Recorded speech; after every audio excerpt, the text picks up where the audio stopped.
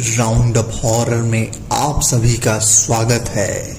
मैं लेकर आया हूँ एक ऐसी कहानी जिसे सुनकर आपके रोंगटे खड़े हो जाएंगे। अगर इस कहानी को आप अकेले रात में सुन रहे हैं तो अभी स्किप कर दीजिए और कल सुबह सुन लीजिएगा। तो चलिए, डर की दुनिया में आप सभी का स्वागत है। बढ़ते हैं कहानी की तरफ। ये बात 1967 की है। सेठ हरिराम जी जो एक बहुत बड़े व्यापारी थे और उन्होंने अपनी संपत्ति एक विभिन्न स्थानों पर होटल के रूम में स्थापित किया हुआ था। उनका सोचना था कि अगर कभी कोई व्यापार किसी कारण से कमजोर हो जाए और आपकी सारी संपत्ति उसमें लग गई तो आपको तकलीफ हो सकती है। अगर आप अपने पैसों को विभिन्न स्थानों पर लगाते हैं तो आपको ऐसी कोई परेशानी नहीं होगी। पर शायद वो भूल गए थे कि परेशानियां सिर्फ व्यापार का नुकसान नहीं होता, बल्कि कोई आपको मार दे उसका भी नुकसान दे सकता है। हरिराम जी की पहली पत्नी तुलसी देवी की मृत्यु के उपरांत अपने पारिवारिक दोस्तों के कहने पर उन्होंने समाज के एक गरीब परिवार की लड़की सुनैया से विवाह कर लिया। विवाह अपने बेमेल था। सुनैना अपने नाम के अनुरूप बहुत ही खूबसूरत थी। बड़ी बड़ी मदहोश करती आंखें, गुलाबी रंगत, छरहरा बदन हर किसी को अपनी ओर खींचने में सक्षम थी। वहीं हरिराम जी अंधेड़ सुनैना के तकरीबन दोगुनी उम्र के, मोटे रंग के, सांवले परंतु बेहद अमीर, स्पष्ट शब्दों में बिल्कुल बेमेल विवाह। सुनैना अपनी गरीबी वाली जिंदगी से बेहद नाखुश थी। वह विवाह पूर्व किशोर से मोहब्बत करती थी और विवाह करना चाहती थी, पर उसकी गरीबी उसके आड़े आ गई। किशोर के पिता दहेज लोभियों के शीश मणि थे और सुनैना गरीब परिवार से। अंततः उनका मेल तो संभव नहीं था। यहीं से शुरू हुआ सुनैना का संपत्ति लोभ। सुनैना विवाह के बाद भी अपने पहले प्यार किशोर को भुला नहीं पाई थी। जब भी वह अपने पति के पास होती उसे किशोर की बलिष्ठ भावनाओं का बहुत याद आ जाती और वह अपने पति के साथ रहते हुए भी किशोर के ख्वाबों में खो जाती। आखिर अपने शरीर की इच्छाओं से हार कर उसने किशोर को बुलवा लिया। हरिराम के काम पर जाते ही किशोर उनके घर पर आ जाता। ऐसे ही एक रात अचानक ही हरिराम के घर आने पर किशोर को अपनी पत्नी के साथ रंगे हाथों पकड़ लेता है। किशोर अपनी बेहयाई इंतहा कर उल्टे हरिराम जी को समाज के बदनामी का डर दिखाकर पैसे ऐंठने लगता है।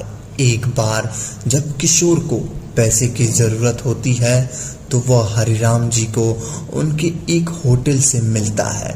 वो हरिराम जी के 5 लाख रुपए मांगता है।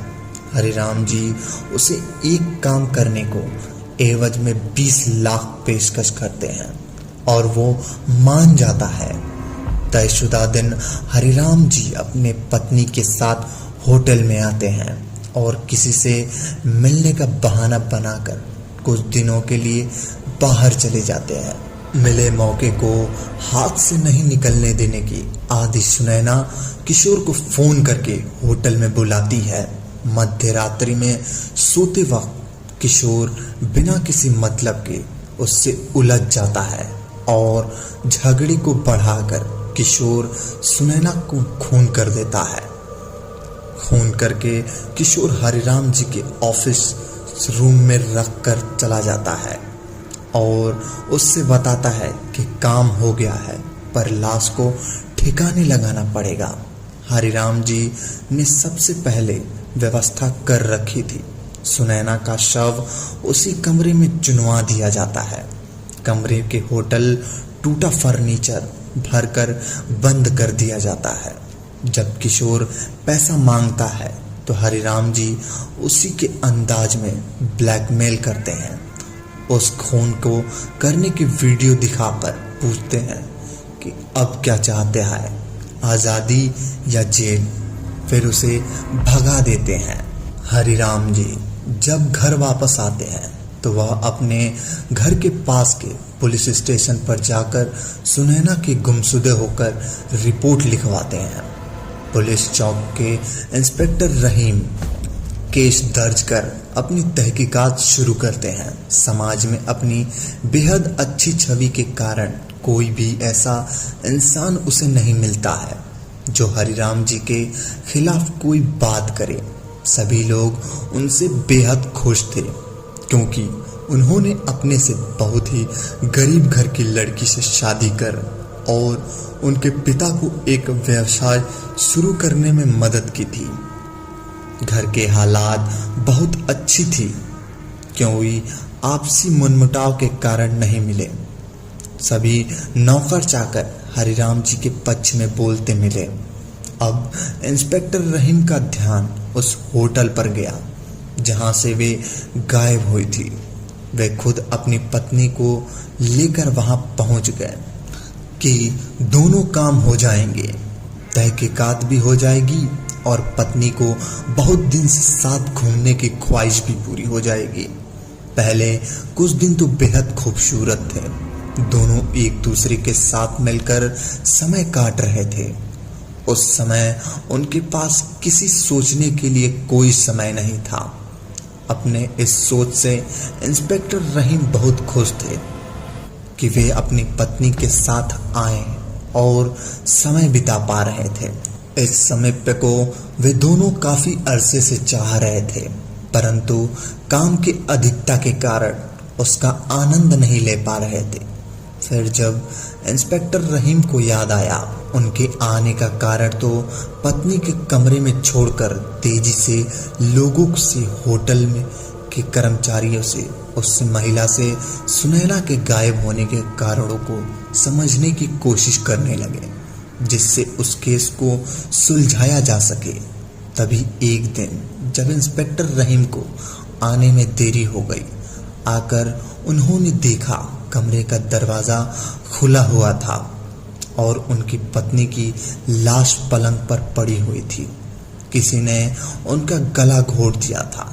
लाश को फॉरेंसिक लैब में भेजकर उस इलाके के पुलिस इंस्पेक्टर के साथ सारे कर्मचारियों की तफ्तीश शुरू हुई। सीसीटीवी की रिकॉर्डिंग देखी गई पर कोई भी सुराग नहीं मिला। इंस्पेक्टर रहीम के कमरे में ना कोई आया और ना कोई बाहर गया। जब ये तहकीकात चल रही थी, एक और कमरे में रहने वाली नवयुवक की हत्या हुई। उसके पति बाहर जाने के बाद हो गई। उसको मारने का तरीका भी ठीक वैसा ही था जैसे इंस्पेक्टर रहीम की पत्नी को मारा गया।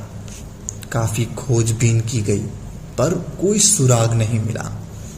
परेशान होकर इंस्पेक्टर रहीम ने अपने दोस्तों, रिश्तेदार इंस्पेक्टर रहमत अली को बुलवाना भेजा।